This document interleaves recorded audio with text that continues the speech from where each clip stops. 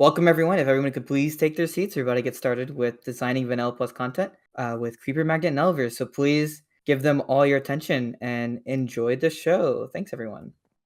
All right, hello. I'm I'm CreeperMagnet, as you can see up there. I've been designing data packs, since data packs were a thing, and I'm a big fan of optimization and designing things to be as close to vanilla as possible. So this presentation, let's just give you a little bit of what we're going to be talking about. The Creepers Code is basically the gigantic Vanilla Plus data pack, and we have hundreds of features, and every year we do a giant update. Last year was Embers of the Past and Waves and Wilds, and the year before that was Frozen in Time, and that was only 3 of them, but we are still working on making more and more content up to the scale of Mojang's updates. So just stay tuned on thecreeperscode.com. I've gotta plug my stuff. But this talk is why it's called the Creepers Code. So most of you, when you think that, you think computer code. Why specifically did I choose this name? Originally, it was computer code due to me creating a small server that was run off of command blocks many years ago, probably at least 12 now. But it slowly evolved into more of a set of principles, a code as such. The basics are just follow vanilla, make sure everything works, and that your players can accessibly work with your content. But it can all be broken for whatever reason you choose. Usually it's rule of cool. If your feature is cool enough, you can do whatever you want. And also, I should note, it's your data pack, not mine. You can do whatever you like. These are just suggestions, so don't get a little mad if these are strict. So first off, we got to start out with what are Mojang's design principles, and I'm sure some of you in the audience might already know these, considering we do have a Mojang developer here, which is kind of funny. First, we got to ask, how do we know these? Jens actually published a game design book that we can find on archive.org, which gives us a general example of what we can follow to understand how they develop content and what we can do to make it more like vanilla. So you can't really read the text through there. It's not really relevant, but it's just an explanation of what the general book is about. And so how I'll be applying these to TCC's content for this panel, I'm just going to be discussing the newest update, which was Embers of the Past, which adds 2 new pottery types, prismarine pottery and netherrack pottery, along with the methods to obtain them and various other interesting things, such as villager type, etc., etc. So the main first one is items should be multi-purpose, obviously with exceptions. Items should have exactly as much as they need to do. If you have an item and it's an ingredient, you should have more than just a single potion ingredient and should be able to do something more, say craft into something else. But of course, there's obviously going to be exceptions to this, such as the Totem of Undying, which you can't really do much else with that other than prevent your death. It's got perfect gameplay impact, so you don't need to force it if your item is already perfect. So the example for TCC is the pottery table, which we created a couple updates ago, but updated last update. So the pottery table is multi-purpose in that it allows you to duplicate pottery sherds in a unique manner. Most recipe packs will add a silly recipe like a brick plus 1 pottery sherd equals multiple. But we thought that would invalidate and sort of make the pottery sherds a little less valuable. So rather than doing that, we have the pottery table, which allows you to collect 4 of a kind and a brick, which then allows you to create more. So enhancing the experience by making you explore more and more structures and allow you to make infinite once you have enough.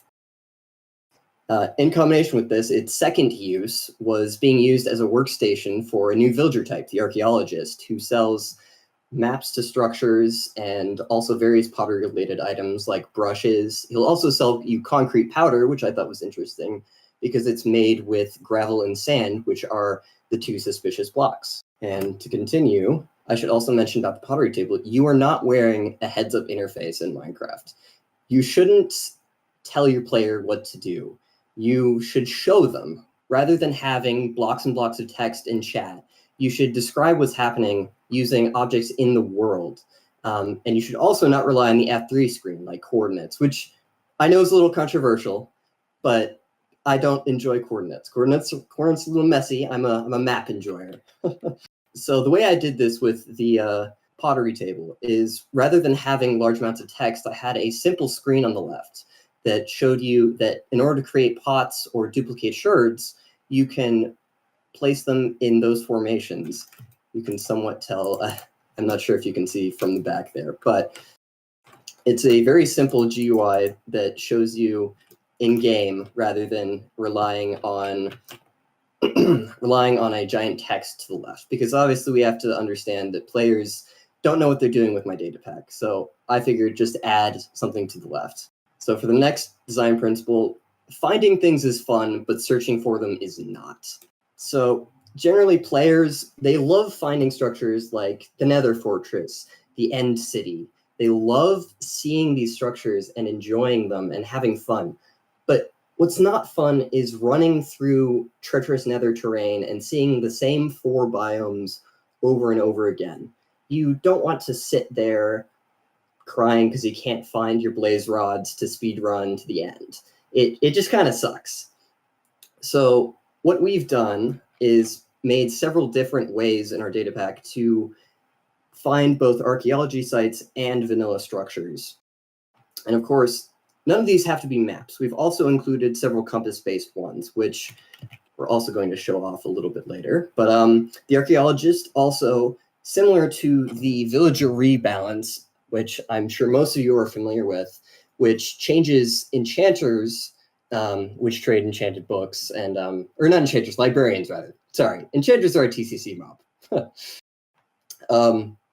Librarians trade enchanted books based on their biome outfit. So, you know, protection is found in plains, et cetera, et cetera.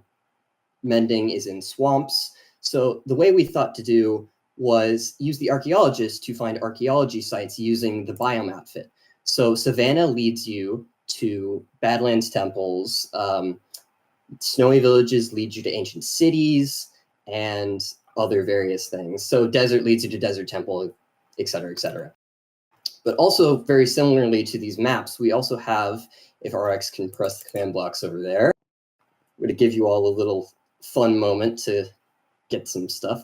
I think you should all have compasses in your inventories if he's done his job right. There you go. Struggling to find the button there. But I'll actually let you guys go free. So these are 3 different items that lead you to various structures in TCC. So you can turn around and see that the Smoldering Seeker is pointing towards the Nether Fortress. The Weeping Eye is pointing towards the mini End City. And this last one is a little special in that this is the Reactive Seeker. This is crafted similarly to a compass in that it shows you it's kind of like a Geiger counter. The bar goes up in the middle when you're facing something, and that something is the Nether Reactor, which is a unique block found in the Nether in the Quarry Remnant, which is very similar to the Bastion Remnant. So the Nether Reactor is like a beacon in that it gives you fire resistance. So in order to find one of these, you'll need to craft a Reactive Seeker, where you change the iron in the compass recipe to netherite scrap. And then once you have that, you can activate it like you did in Pocket Edition all those many, many years ago. And oh my God, I still remember doing that when I was a kid. And then it gives you fire resistance rather than summoning a whole thing from the Nether like it used to in Pocket Edition. Because obviously we have Nether portals now. We can do all that. So it just lets you give yourself fire resistance, and it's a fun feature to enhance the sort of beacon gameplay that we've got. And speaking of the Quarry Remnant, I wanted to talk about expanding the mysteries in the game, which I've also got that subheading. Shut up about lore. You shouldn't over-explain your lore to your players. Part of the fun of the lore of your pack is that it's a mystery to your players. You should keep things secret and make sure that everything is mysterious. I mean, some points there's fun when you can create your own characters, but I'm talking in the context of vanilla. when you want to make sure that every player's world is unique and that everyone is having their own fun story. And speaking of that, in the most recent update, of course, we added the quarter remnant. You can see the nether reactor in the middle there. But part of the intrigue of this was, how did that nether reactor get there? Who built these structures? And I'm gonna lore drop a little bit on you guys, and a little bit of a leak because you guys aren't my players. But the general idea we had behind the structure was the piglins have mined out all the netherite. So what did they do with it? Basically, we decided they crafted the nether reactor to enhance their mining and avoid getting burned by the lava. So you'll notice that this structure doesn't have any gold whatsoever within it, which is a little unusual. So we decided that the piglins left behind a little bit of ancient debris and a little bit of scrap. So you can explore this massive structure to get a little bit of netherite reward, which also improves on the existing gameplay of having to strip mine for netherite, which, let's be honest, kind of sucks. So you can go to the structure to get yourself a nether reactor and also a little bit of netherite. And you will notice that it won't have any gold. And you can see there's also a few decorated pot designs, such as the core pot design, which depicts the nether reactor core, the molten pot design, which depicts a magma cube, and I believe the last one, can't remember it off the top of my head, but there's 3 to be found in this structure, and they all give you little hints on what's going on here.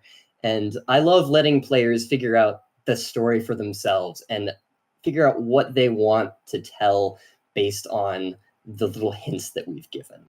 So, combination with that, no item should be truly unique. And this one's a little bit complex in that it also combines with players telling their own stories. You shouldn't have an item that's, say, the World Saver or Heart Stealer, or I'm not sure what else there would be, the Dragon Slayer. But the general idea is you want to have items that players can tell their own stories with. So this also ties into me struggling to find good names for 5 eons. So this item right here is the Cursed Crown, which is found within the Badlands Temple, which is a new structure that you can find as an archaeology site, which offers nether brick sherds, which of course we can, which are tied into this as well. It's got wither patterns, et cetera, et cetera. But the Cursed Crown was very difficult for us to name in that we first thought, okay, we're going to steal something from Risk of Rain 2. I'm not sure how many of you have played Risk of Rain 2, but there's an item in that game called Transcendence, which replaces your health with shields. And shields, when you take damage, will regenerate after 7 seconds. No matter how much health you've taken, you regenerate up to full. So the gameplay behind her Cursed Crown is that once you take damage, it's absorption health rather than normal health. You can't regenerate via food or any regeneration effects. You just need to wait the 7 seconds without taking damage. So original thoughts were, what if we name this the Transcender? Obviously, that's a little corny. And it makes the item unique in a way we didn't want to force on the players. So the way we did it instead was we named it something more simple, something alliterative that will stick in the player's head. And we also allowed them to apply any helmet enchantments they wanted onto it. So it's more unique. So we added protection, respiration, etc. And you can also put it on your head. And of course, the reason it's cursed is because it has cursive binding. So once you've adapted this new absorption health lifestyle, you can't take it off. Unless you die, of course. And speaking of dying, this is one I felt that we also need to include. Bad things happen, but it's technically the player's fault. It doesn't really apply to the archaeology system, but I felt that this point from Jens is so important that we need to include it. You shouldn't punish your players for doing absolutely nothing. I'm sure some of you have heard of Manic or Sanguine, which were canceled data packs from a while back. These heavily broke this rule by creating a blood moon, which would spawn every so often. I think it was every 3 or so days, but this punished the player for doing nothing. Mobs would spawn in vast amounts, and of course that was their gameplay. But in order to stick with vanilla, we think that maintaining the idea that players should be able to exist in the world peacefully, and if they want to seek out conflict, they can seek out conflict.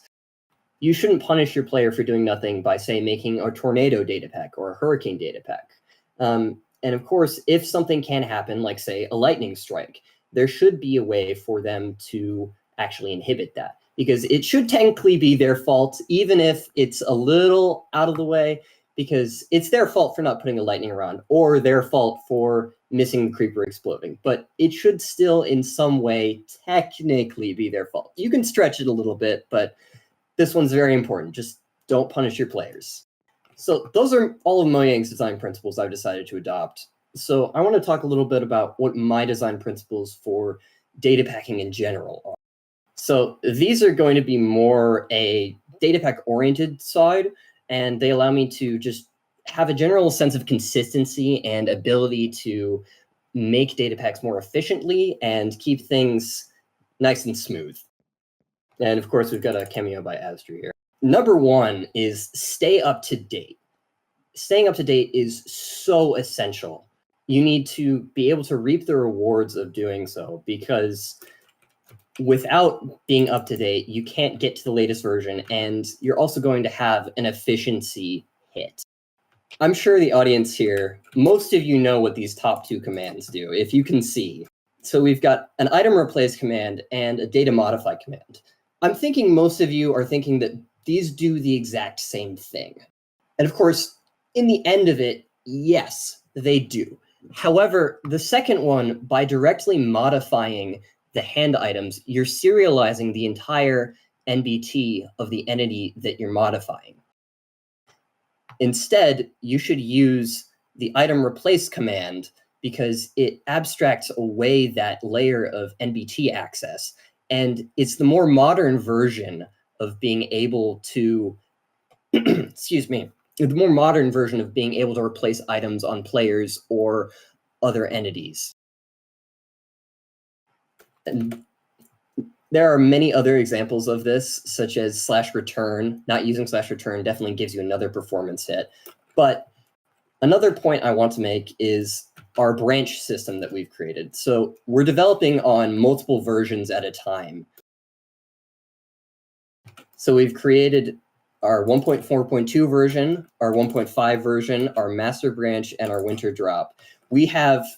It's a bit of a mess right now, but we have a lot of development going on in the background.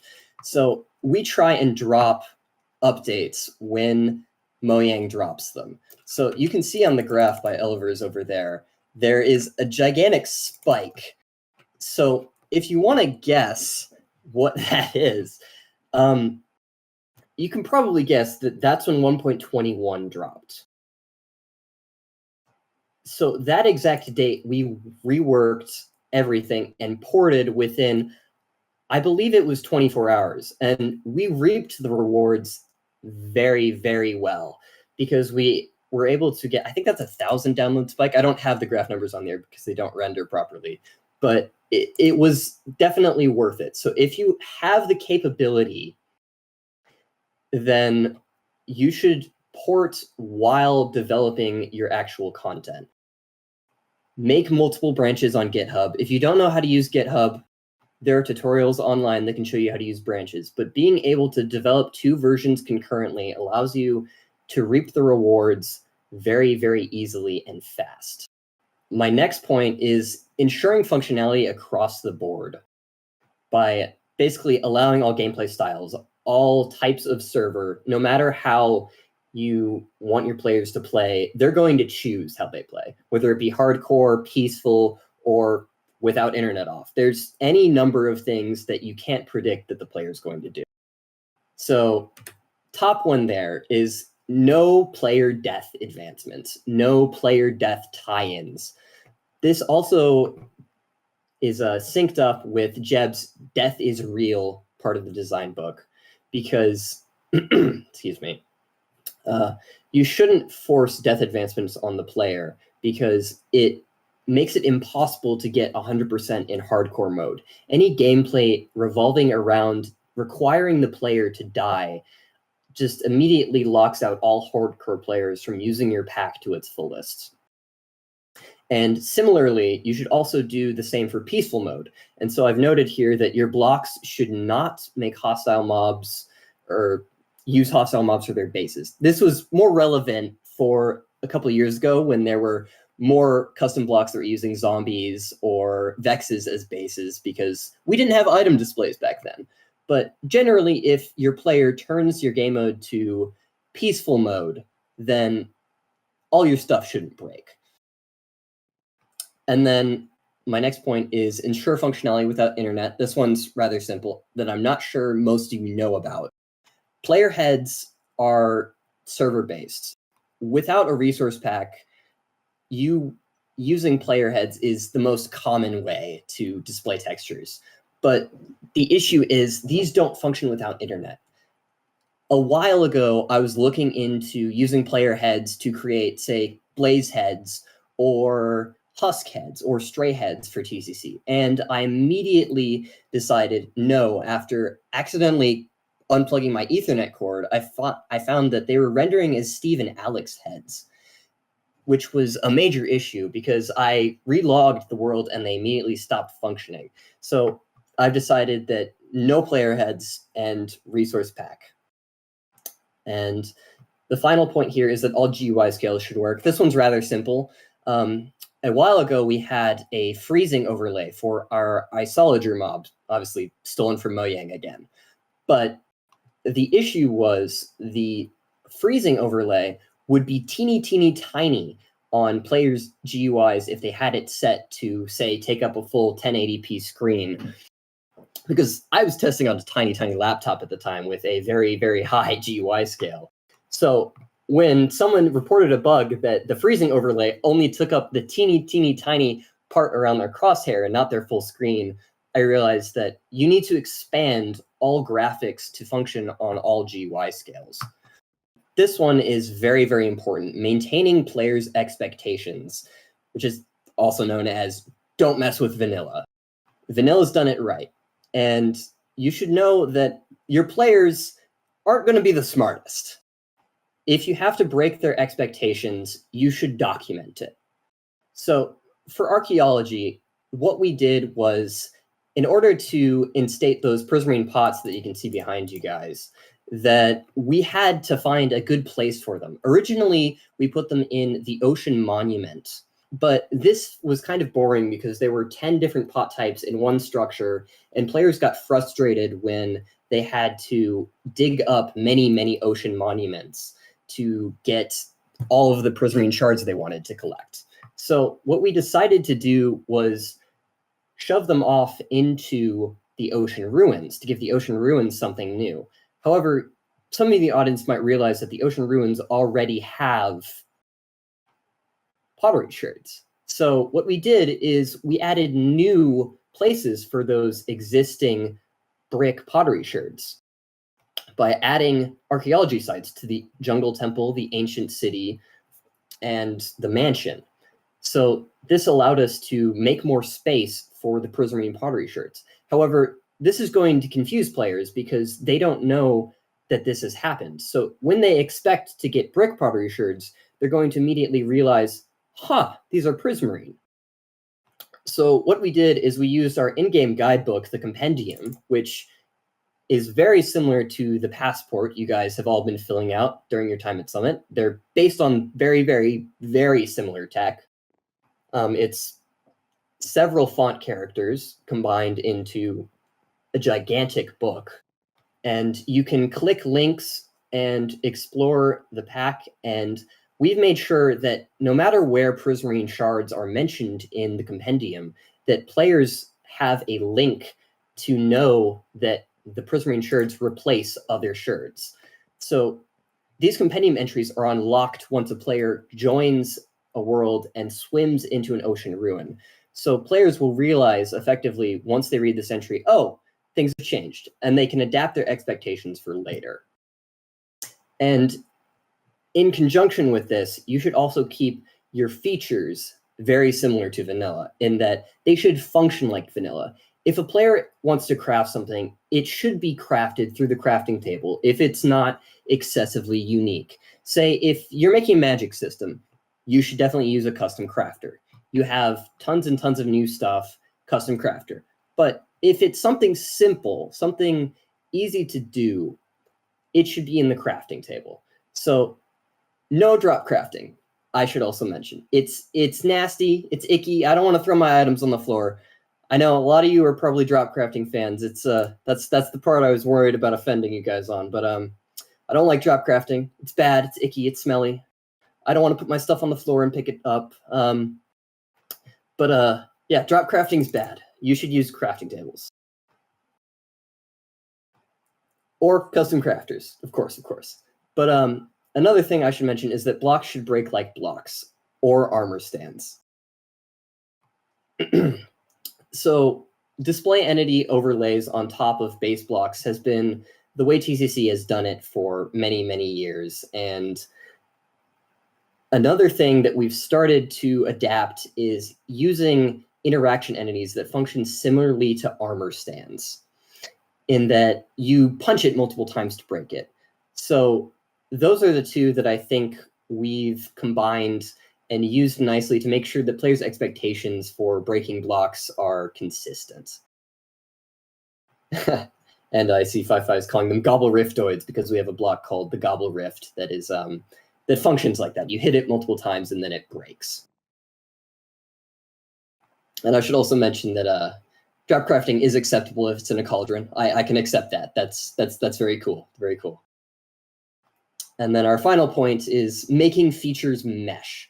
So something that I should talk about a little bit is the wrench and how it combines multiple features. So we first thought up making armor stands with poses and creating different ways to show off silly poses. Like I believe there's a T-posing one. There's a couple JoJo poses in there too. There's a lot of goofy little poses you can put in. But we couldn't figure out a way to make the armor stands pose without adding a ridiculous number of ticking commands. So no levers, no right clicking. It was way too messy. So what we did was we used the wrench to enable this by adding a new armor stand with arms item that you place. And then when you right click on it with the wrench, which of course, if you expect, it will put the wrench into the armor stand's hands. However, we can detect when the player does that and then change the pose. So the wrench can not only rotate blocks, but also change the poses of armor stands. So that also connects back to items should have multiple uses and features should mesh together. And then ensuring compatibility, this is the number one, aka use the conventions that RX and I worked so hard on and that I have suffered through and thought about for a long, long time. Just please use convention. So number one, name spacing. Just please namespace. Please namespace your stuff. If you want to make your content, you need to find out what your name is and stick to it. Polluting the Minecraft namespace is really, really bad, and you should avoid it because it makes your pack really difficult to work with for other people and merging. And Smith conventions are immediately after that for me.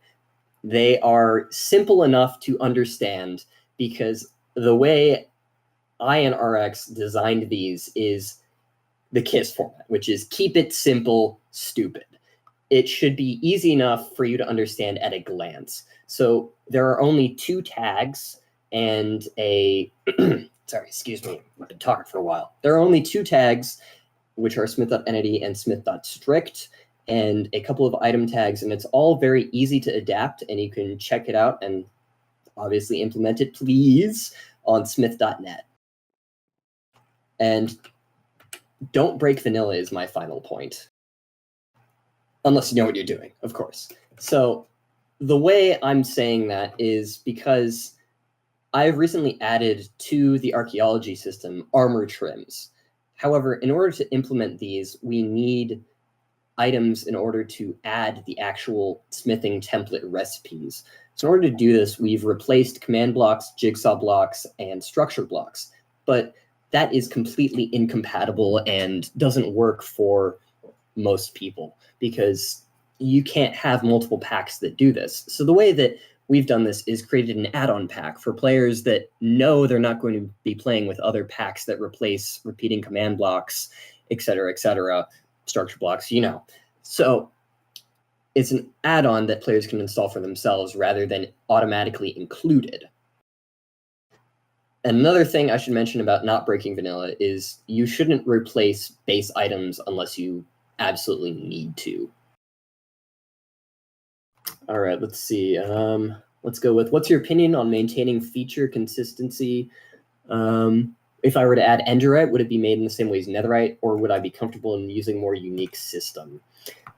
So Enderite's an interesting one in that I don't think I would add Enderite at all at this point because the end is just missing so much. And I feel like adding an ore to an empty dimension would be missing the potential the dimension has. But I'll actually ask about the actual question because it's more about maintaining feature consistency. I think that the features should have similar gameplay if they have similar gameplay targets. Like the Prosmarine pots and Nether pots should function identically because they are functionally reskins. But I'd say if you were to add Enderite and like the end was perfect, I guess I would implement it the exact same as Netherite, just probably with different effects on the material.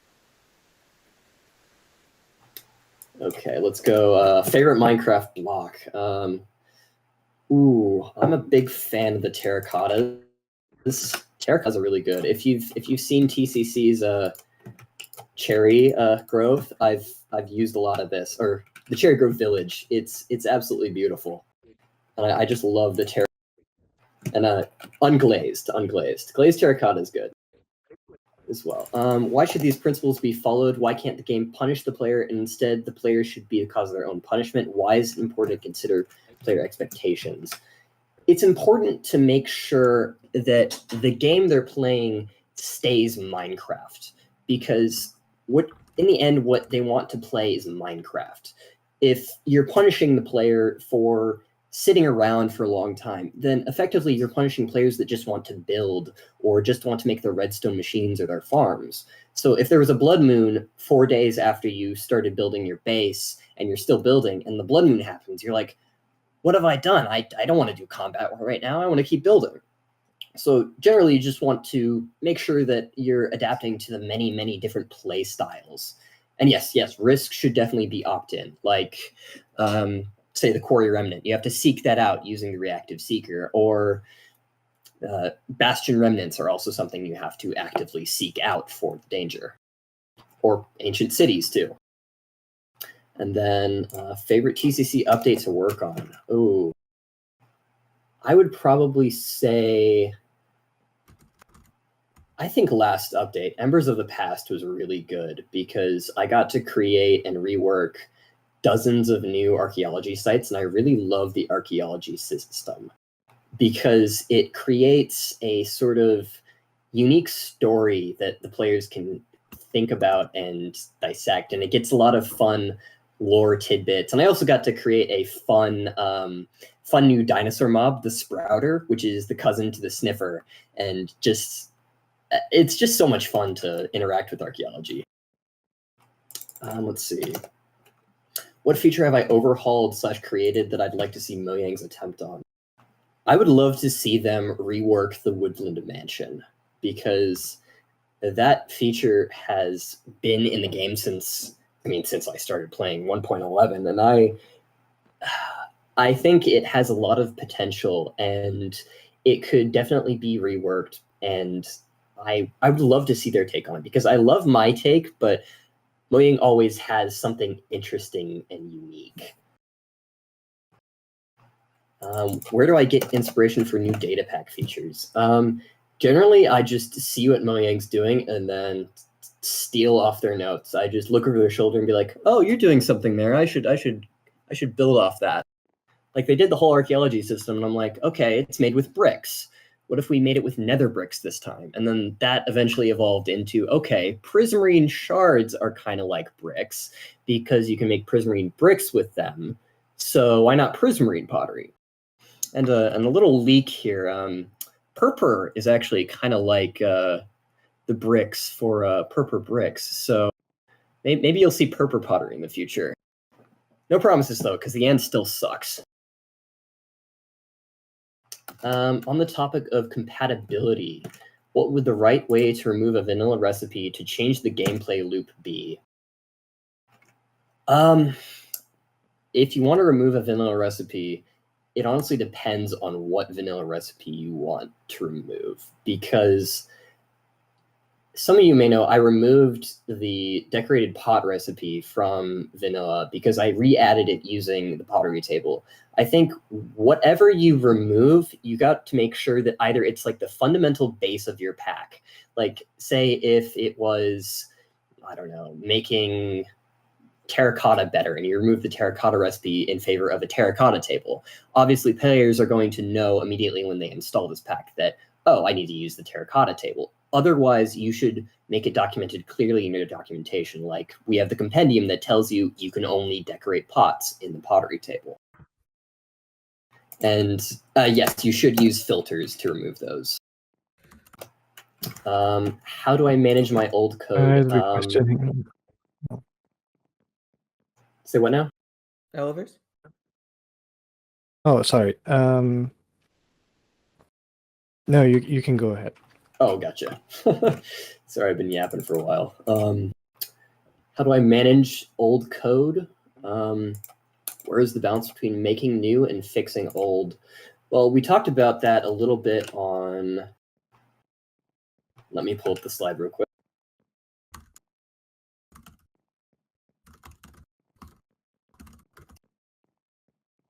Yeah, on this slide, so you can see our different ports right here. So the way we manage our old code is that we port to new Minecraft versions while we're developing on the old, per se, Minecraft versions. Like right now, we are porting to the winter drop at the same time that we're developing 1.5 and 1.42. So old code basically doesn't exist. I'm not sure how to explain it properly. We don't have like a legacy code base. We have current Minecraft version and the next Minecraft version. It's a rolling release. I mean, as in code said, it's... Well, I think this might be referencing when you have a large code base, like how often do you rewrite something that worked previously using new techniques, okay. or do you, just sort of keep it there so that you can move faster and add new features? Like how do you balance? Balancing between optimizing old content and creating new content. Okay, so yeah, that makes a lot more sense as a question. I see now. So in order to balance optimization and creating new content, what I usually do is while I'm refactoring content for, say, the winter drop port or 1.21.2, which was, oh my god, it was a nightmare. Getting rid of all the custom model data was horrifying.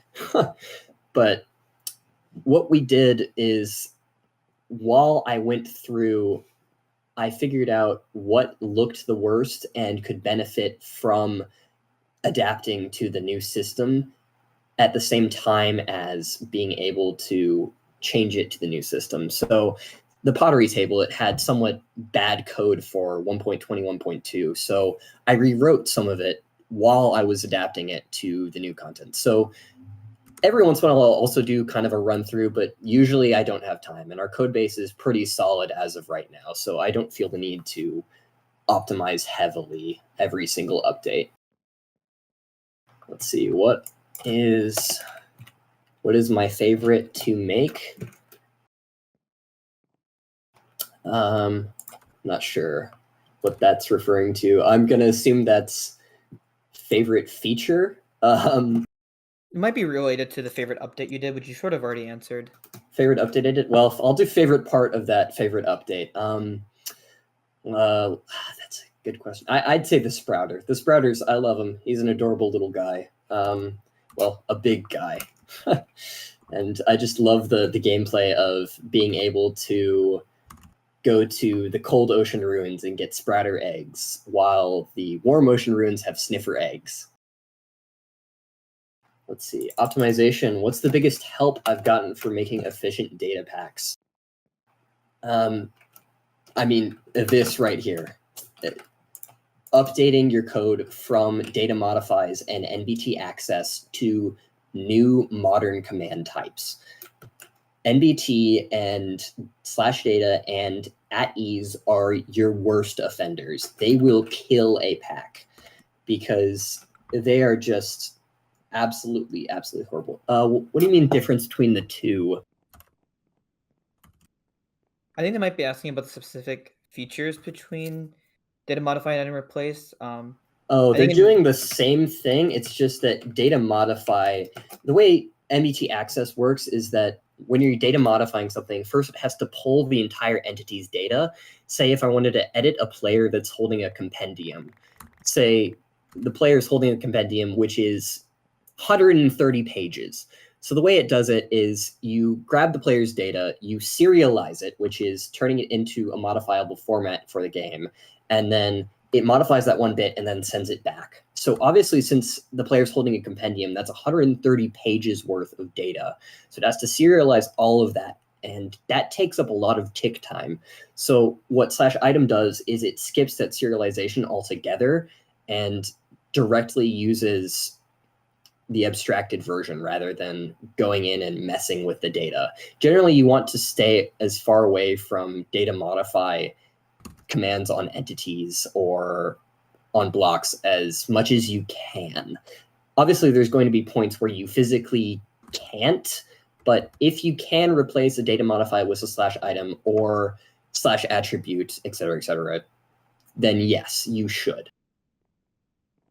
Let's see. How do you think Mojang could fix /modernize X old /existing system /the enchanting system? So I think the enchanting system, I think they should do it similarly to how they did Caves and Cliffs, in that they don't invalidate the old content, but make the new version better. So what I'm talking about there is they kind of invalidated, well, sorry, not invalidated. That's exactly what I don't want to do. They added an alternative to iron farms by adding the iron veins, which, by the way, are excellent design because they allow players who are a little less hardcore and don't know how to make these iron farms, they allow them to get tons of iron at once by using Fortune 3 and getting an iron vein and just getting tons of that. So I think if they were to rework enchanting, I think they should keep most of the existing baselines like XP and Enderman farm should still exist, but there should be better ways of obtaining said XP or lapis lazuli or whatnot, and just improve the existing gameplay, because we all know re-rolling enchantments sucks and trading with villagers kind of sucks, which is also part of the trade rebalance, which I am also a very big fan of. Let's see. Yes, sort of on the topic of purple pots before, Whisper here asks, what is your opinion on end reworks /updates? Are there any concepts you've liked regarding it? I'll just preface that by saying, and the end, it's a little hard to do stuff with that because there's not much there. Since we can't really add custom blocks that are used in large quantities because that would have performance concerns, there are not really that many ways you can overhaul the end without adding a bunch of blocks from the overworld, which would feel a little weird. Yeah, if we were to overhaul the end, we would be going about it using structures made with endstone or purpur, which doesn't feel that great, but it's really the only way we can do it, which is why we're kind of avoiding adding purpur pots, because there's not really a lot of places to find them. Let's see, I'm going to start skipping some stuff. Oh, what feature in TCC strays the furthest away from vanilla, and why do you think it works? So I think the one that probably strays the furthest from vanilla, that's a great question. I think probably the Gobble Rift. which is a plant you find in the end that you feed it with meat, and you then wait for it to digest said meat, and it'll like puke up this goo in its mouth, and then you harvest the goo into a bottle. And then when you drink said juice, which is called rift juice, you teleport back to the gobble rift. And the reason I think that one's a little weird is that it doesn't quite fit with anything vanilla wise, because it's kind of out of left field, but I think it fits sort of well because it's got that wacky vanilla feeling, like the sniffer or the shulker. It's a very weird feature, but it definitely has the same design principles. Let's see. How do you maintain? Have I integrated any knowledge from general game design knowledge or read a book about it? I have read a game design book. I've got it on my shelf here. Give me just a second. It is. Highly recommend this one. It is The Art of Game Design by Jesse Schell, second edition. It is Art of Game Design, a Book of Lenses. It is a very good book, and I highly recommend it. I haven't read it in a while, but definitely good, really good book. Let's see. How do you maintain conversion between updates? I don't. I rely on players using /loot to do it because I don't have time to write conversion packs for the hundreds and hundreds of items that we have, which we're looking to fix in the future because I think Flux was looking into making a modularized updating pack, but I simply don't have the time with creating all these massive updates. And then, is TCC written in vanilla MC function, or do I have any tools? Why or why not? I write everything in raw vanilla MC function, and I don't use any preprocessors or precompilers because I want my code to be readable to anyone who doesn't understand compilers. I want them to be able to open my code and immediately know what's going on. And it also allows you to understand what you're thinking about, and while you're typing, there's no chance of accidentally making an @e that's too big, because you know when you see an @e in tons and tons of rows, a precompiler might abstract that away and say, @e do this, repeat 10 times. But in MC function raw, you just have a line of full @e's, and I can see that, and I can be like, no, that doesn't look right. Let's see, what else? And tools I use, I have the compendium is actually done with Python because I don't want to write every single page in the compendium. So we have a Python tool that just kind of makes every single compendium page and then also puts it onto our GitHub wiki. And that's really the only tool we have. Actually, another cool tool we have is if you go to wiki.vg, there's a thing called the, I think it's SNBT converters, which allows you to convert a structure file into its raw stringified NBT, which is huge. It is amazing, and it allows you to find and replace entities and blocks within structures via your terminal or your VS Code without having to actually load the structure into a world and do that. And it also lets you do some cool stuff like add teams to entities inside structures, which I'm not sure if any of you know that isn't possible. But the Mojang's jars actually allow you to do that perfectly, which I love it. Let's see, what else? I'm just checking through the questions RX has been giving me. Am I going to adopt Mojang's new drop system when it comes to TCC updates too? I think probably something similar, because I'm going to drop small amounts of content when they drop drops, because I enjoy making small features like the creaking connector or the sap link. But I think I'll still stick with major updates because I've got a big idea for next update, and I'm sure you guys will be looking forward to that. Cool. I think we're getting towards the end of the Q&A. I'll take one last question before we wrap up this panel. Lots of questions. I've also caught a lot of general questions about optimization and stuff that I didn't put on the spreadsheet. I think during the fireside chats, there might be some opportunities for some more experienced data packers to talk about some optimization stuff, because it's definitely something that we could have more of a fireside styled conversation. Oh yeah, for sure, definitely. If anyone wants to just ask me questions about optimization, I'd be glad to talk. Yeah. When are those? Do we have those scheduled on the Discord? The firesides, yeah, they're on Friday. Oh, beautiful, beautiful. Yeah. Cool. I think we can go ahead and wrap it up. Thank you everyone for joining in on Creeper's panel. I think there's a lot of exciting bits of information. For those who maybe joined halfway through, there was a bit of a quick snafu with the streams. So unfortunately it's split up in two. There's like one of the panel and then another of the Q&A. So yeah, I will let you all go soon. Thanks everybody for joining. And my last thing is, if you have any more questions or any more, things you want to learn more about TCC or any of the other panels or booths that you visited today or yesterday, there is a Discord channel in the Summit category called Booths and Panels. And every single booth vendor and panels has created a space for you to talk more about those experiences. So do check that out and talk to all the people involved, and enjoy the rest of the summit. We'll have bookshelf coming up soon in 1 hour, I think that's about right. Yep. And I just want to add that the part of for those that are watching on YouTube when the network went out, Creeper and I will re-record that last like 5 minutes, and we'll put out a corrected version that just has the part that was missed. Yeah, for sure. If anyone missed, we'll be sure to make it up.